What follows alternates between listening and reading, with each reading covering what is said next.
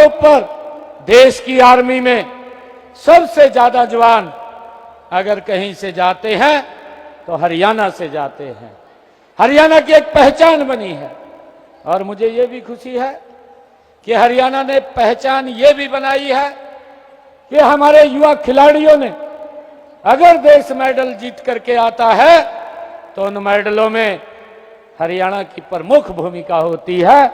इसमें भी हमारे युवाओं ने साथियों वो अपनी भूमिका, अपनी पहचान ये बनाई है और मुझे खुशी है आज इंडस्ट्री में भी हमारा हरियाणा नंबर 1 के ऊपर आगे है। साथियों, हम अपने किसान को गन्ने का सर्वाधिक 415 रुपए प्रति क्विंटल भाव देने का काम ये हमारी सरकार कर रही है। हमने सर्वाधिक देश के अंदर अपने बुजुर्गों को सामाजिक पेंशन 3,200 रुपए मासिक देने का काम भी हमारी सरकार कर रही है। जहां हर जिला राष्ट्रीय राजमार्ग से आज जुड़ा हुआ है, जहां महिलाओं को पंचायती राज संस्थाओं में 50% का आरक्षण दिया गया है। साथियों, हम अपने कृषि वैज्ञानिकों को और किसानों के आभारी हैं जिनकी प्रतिभा और परिश्रम से हरियाणा आज खाद्यान्न उत्पादन में अग्रणी भूमिका में है। साथियों, वर्ष 1996 में हमारा खाद्यान्न उत्पादन लगभग 26 लाख टन था, जो आज बढ़कर के 206 लाख टन हो गया है। अगर हम पशुपालन की बात करें तो हरियाणा अपनी मुर्रा भैंसों और साहीवाल गायों में दूध दही की नदियां बहाने वाला ये हरियाणा प्रदेश है। साथियों, वर्ष 1966 में प्रदेश में सड़क, बिजली और पानी के साधन नामात्र के थे, वहीं अब हर गांव को हरियाणा के पक्की सड़क लगी है। पक्की सड़क से हमारा हर गांव वो जुड़ा हुआ है। अब 86% गांव वह ढाणी में आज हरियाणा के अंदर 24 घंटे बिजली देने का काम हो रहा है और बिजली से हमारा चाहे गांव है, ढाणी है, अग जगमग हो रही है।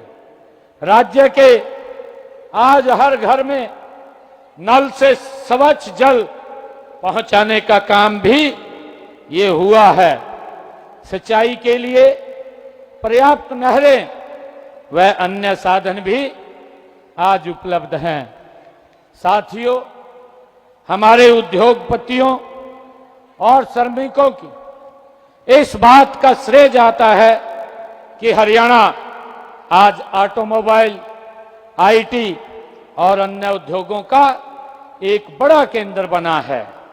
हमारे इंजीनियर और योजनाकार सराहना के पात्र हैं, जिन्होंने यहां बहुत ही उत्तम व अत्याधुनिक इंफ्रास्ट्रक्चर विकसित किया है।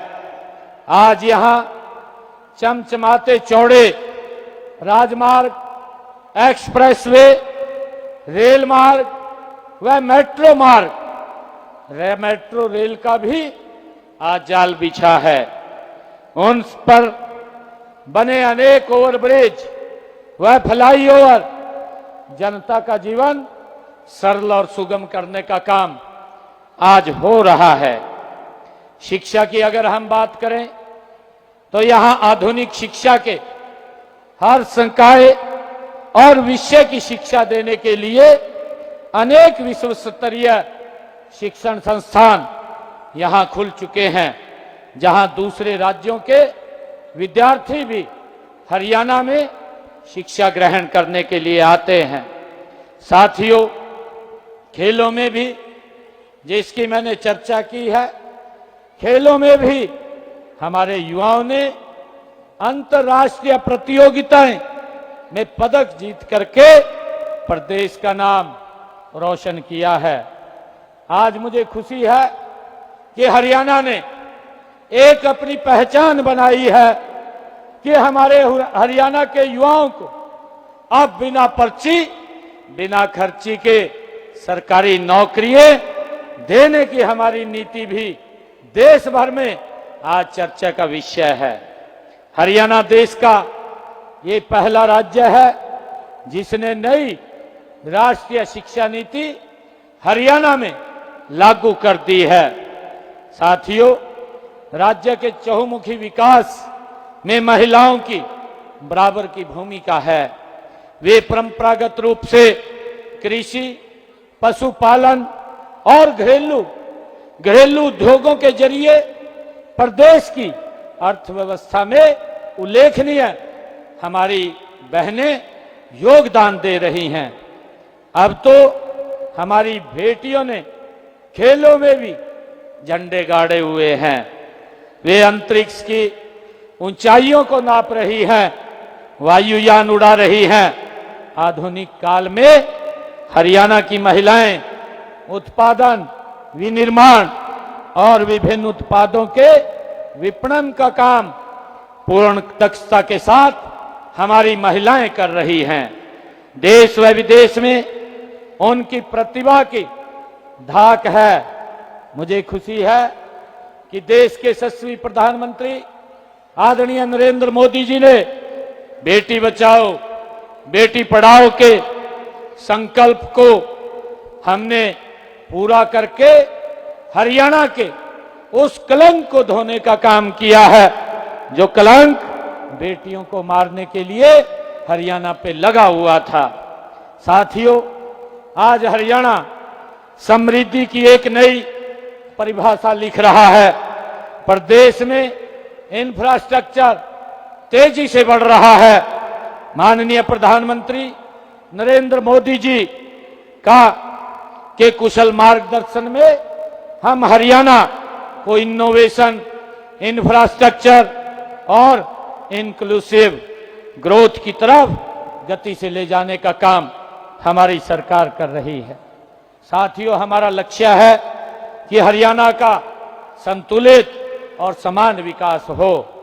हम सब मिलकर हरियाणा को विकास की नई ऊंचाइयों पर पहुंचाने का हम मिलकर के काम करेंगे। हमें आज इस अवसर पर ये संकल्प लेना चाहिए। मैं आप सबको पुनः हरियाणा उत्सव में भाग लेने वाले सभी कलाकारों और नागरिकों की मैं सराहना भी करता हूं, उनको बधाई भी देता हूं, शुभकामनाएं भी देता हूं और सभी का धन्यवाद भी करता हूं। इन्हीं शब्दों के साथ जय हिंद, जय भारत, जय भारत माता। के लिए माननीय मुख्यमंत्री से अनुरोध करता हूं कि आप मंच पे ही पधारें।